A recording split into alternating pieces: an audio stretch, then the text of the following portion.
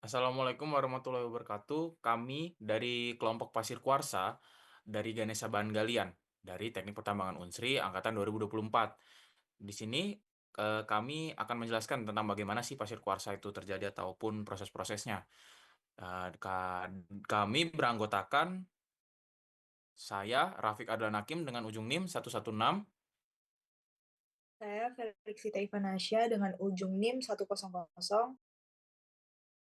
Saya Emal Farabi dengan ujung NIM 106. Saya Faris Muhammad Ihsan dengan ujung NIM 097. Saya Rizal Eka Prasetya dengan ujung NIM 108. Ya, boleh slide selanjutnya. Nah, kita sekarang akan membahas bagaimana sih Ganesha Endapan Sedimen itu. Endapan sedimen itu ialah hasil dari proses geologi yang kompleks ataupun tidak secara tunggal ya, yang melibatkan pelapukan atau transportasi, pengendapan serta diagenesis. Proses ini menghasilkan akumulasi material yang kemudian membentuk suatu batuan sedimen.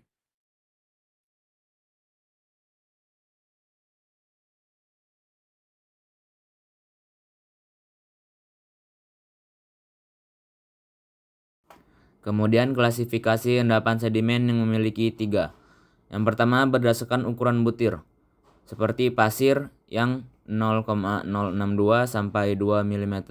Kemudian lanau 0,004 sampai 0,062 mm. Lalu selanjutnya adalah berdasarkan komposisi mineral, seperti kuarsarenit, arkose, dan grewake. Kemudian yang terakhir adalah berdasarkan asal material, seperti sedimen plastik, sedimen kimiawi, dan sedimen organik.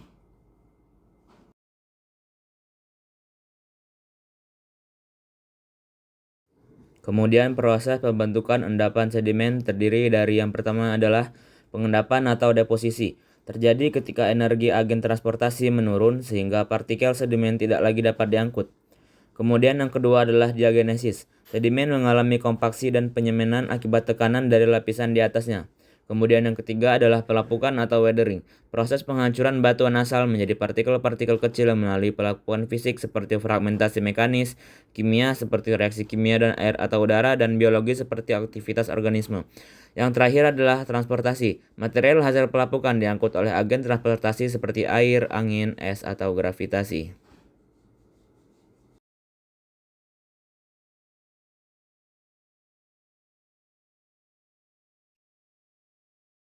Baik, selanjutnya yaitu Ganesha mineral kuarsa. Mineral kuarsa dalam endapan sedimen terbentuk melalui serangkaian proses geologi yang melibatkan diagenesis.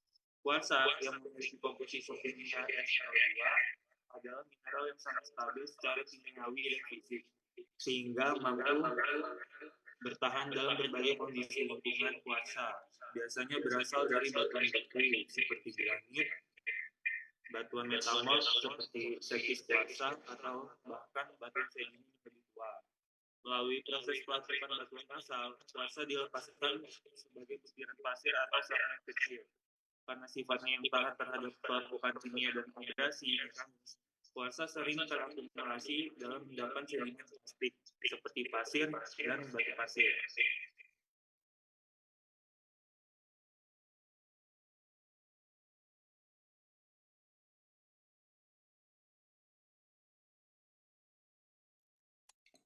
Kemudian ada pun metode eksplorasi mineral kuarsa. Metode eksplorasi mineral kuarsa melibatkan berbagai pendekatan yang bertujuan untuk mengidentifikasi, memekatkan, dan mengevaluasi potensi keterdapatan kuarsa di suatu wilayah.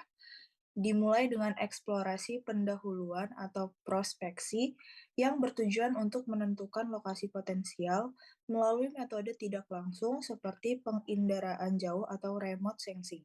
Setelah wilayah potensial teridentifikasi, eksplorasi rinci dilakukan dengan metode langsung, seperti pemetaan geologi lapangan, pengambilan sampel geokimia, dan survei geofisika. Tahap berikutnya adalah pengeboran eksplorasi menggunakan metode seperti diamond drilling yang memungkinkan pengambilan inti batuan dari kedalaman tertentu.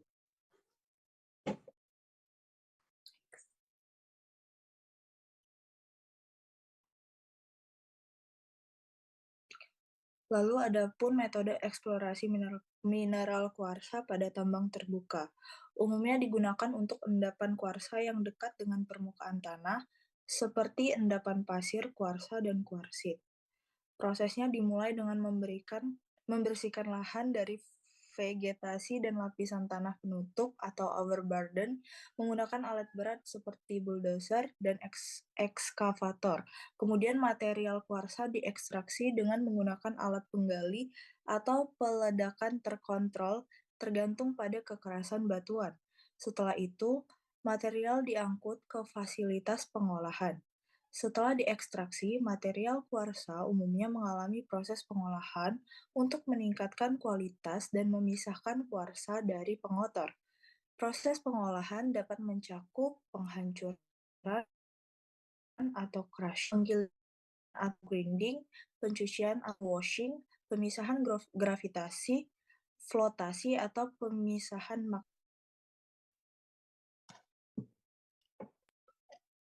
Oke, selanjutnya ada beberapa dampak untuk lingkungannya, yaitu yang pertama, menyebabkan deforestasi dan hilangnya habitat alami karena lahan yang luas dibuka untuk operasi pertambangan.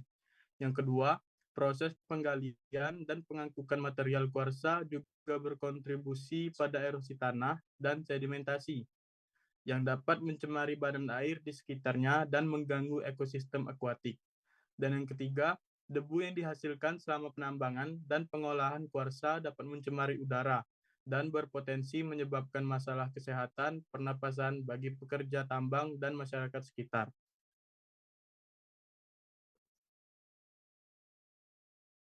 Lalu ada juga beberapa upaya untuk mitigasi, yaitu yang pertama perencanaan.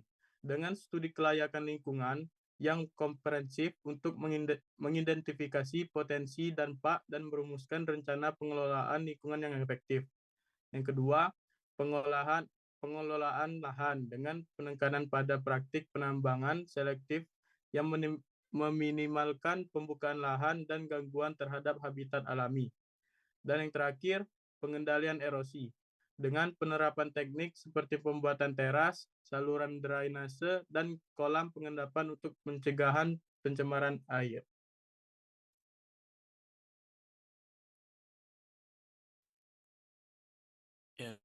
Ya, mungkin dari pembahasan kita tadi bisa tarik kesimpulan, yaitu bahwasannya kita sebagai mahasiswa itu harus memiliki dan dapat mengoptimalisasi eksplorasi dan pemanfaatan sumber daya seperti pasir kuarsa ini ya. Terus juga kita harus memanfaatkan bagaimana cara kita menganalisis di laboratorium, data lapangan dan lain-lain. Terus kita juga sebagai teknik pertambangan yang dapat meluluskan sarjana teknik pertambangan ini harus membutuhkan pengendalian terhadap lingkungan dan pendekatan terhadap holistik yang menggabungkan pemahaman Ganesha dengan praktik berkelanjutan agar tidak semena-mena dalam menghancurkan lingkungan. Ya, terima kasih.